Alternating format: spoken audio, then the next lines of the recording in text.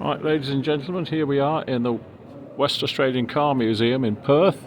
It's got all sorts of interesting cars, but the main thing I brought you here to see is the Holdens and the Leyland Marina.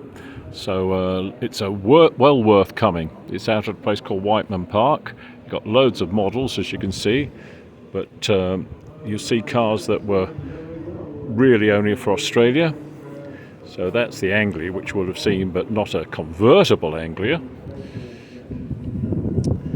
And then the Falcon, which some of you'll know, I drove on once with some of the worst steering that you can possibly imagine, but a beautiful looking car. They eventually did it up for Australia when it first came out over here. The strength wasn't up to it, but they got that going. And look, got the Super Pursuit engine there. Pursuit one, I don't know, Super Pursuit engine. But anyway, and you can see the little sticker on the windscreen used to have for the licensing, and they stuck on with self-adhesive, and you'd have to scrape them off with a razor blade. Venetians in the back, which you certainly do need in Perth. It's February 2025. A V6 Capri. Oh, look at this Falcon here from out the country. Oh, this is from South Australia. SA on the plate. Red Dog. Big cars. When I was a kid in Australia, just before I left, cars were this sort of size. A big 71. That's a big car, isn't it? Hope you're enjoying this. It's a good museum, like all Redline tyres.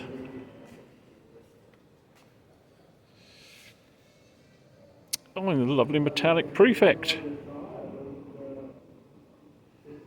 Oh, lovely. And what have we got here? Matchless, it says. RAC of WA. And they've got all sorts of lovely displays around here. Motorbikes, cars, petrol pumps and things. The Australian ones, Neptune and Golden Fleece and...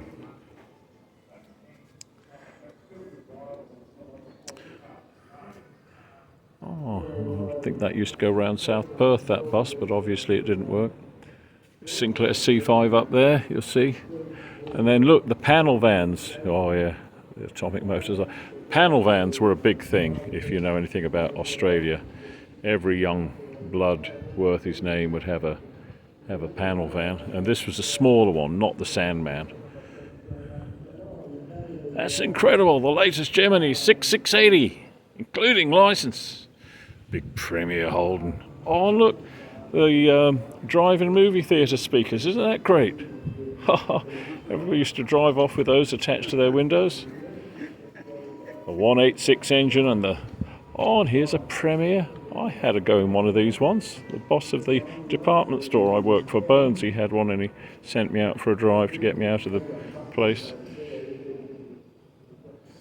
Yeah, it might have been this one. He looked after it. Red vinyl upholstery, burn your bottom. And of course the Venetians. That's a big car, isn't it? And then after I'd gone, they brought out these, which were sort of, great for. They thought they were fantastic things here, but a bit nondescript, sort of thing you'd see in England. But here's the proper humpy look. The ones that they brought out after Australia's own car. Everybody had one of these. See, it's got a little rail on the front seat, so it might have been a taxi. Taxis had those, something to grab onto when you were going around corner. But everybody had one of the sun visor, of course. That's quite an early one.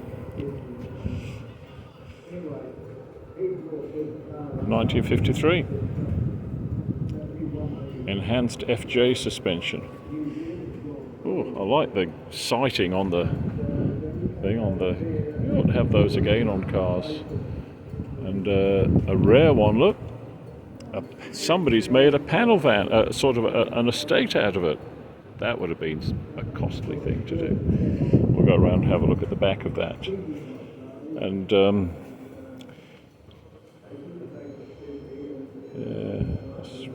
well-known Cars Australia in Victoria. The only 48 215 built by cars. Here we go, here's the Australian Leyland Marina.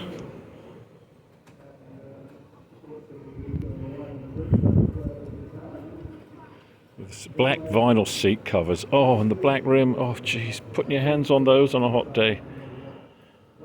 When speakers came out, you'd have them on your parcel shelf and they'd melt, and it looks like, no, that's sticky tape there, isn't it? Put speakers for stereos there and they'd just melt in the sun. So here you are. This is a very rare car, this. In fact, I haven't seen another with this conversion, you know, like the Rover P6s with the estate rears, and that's lovely. Isn't that sweet? Isn't that sweet? So I'll just have a quick look up here and you can see the rears of the car, and then we'll take you down, and I'm sure I drove one of those. Very similar. Premier with all the chrome and extras you could think of. A radio even, and probably a heater. That was how posh it was. It had a heater. There's rear lights. My dad had one of these, an estate metallic blue with an automatic gearbox. So let's quickly take you, because I know people for some reason like short videos best. But you can see it's got one of everything in here. Certainly every toy car that was ever made, it's got one of. Caltex petrol. And lovely Carman gear. I've just been looking at that and thinking that would make a better Porsche than a Porsche. This Rolls Royce you can get in. So naturally we got in that. Carman gear, I think, is a beautiful car. I think personally it's better than a 356, and you could put. These were very popular in Australia. The Vanguard's a big solid car. I know the RAF used them for the V-bomber crews and things. And this one's a 6-cylinder with overdrive, but it's an estate. And again, you don't see many of them. The Crown, 2.6 Crown. Look at that. Crown. And then we got Hey Charger. Hey Charger. That's a proper muscle car, isn't it? Hey, Charger. I wonder if YouTube will choose this for its first picture. And then a Vanguard Ute. Very practical car for Australia. Solid. I tried putting my hand round the wheel arch and feeling the thickness of the metal, and it's really thick. You wouldn't just push against it in a car park. And these were the cars. They showed Holden the way. When these came out, they had a radio built in, heaters, carpets, and people thought, what are we buying Holdens for? There we've got the Bedford lorries that were very popular here, an Australian ambulance, and the Dodge truck. That must be a Swan Brewery, the local beer, Swan Beer. Yeah, Swan Brewery. Big cars. You had a lot of big American cars in Perth left over from the Second World War when the Americans went back, because they had a submarine base in Fremantle, and these were being driven around for bottle collection and all sorts of things. Proper old Land Rover like Len Biddell would have had, but this one hasn't rusted out. And there's a gas producer behind, you know, in the wall for making your own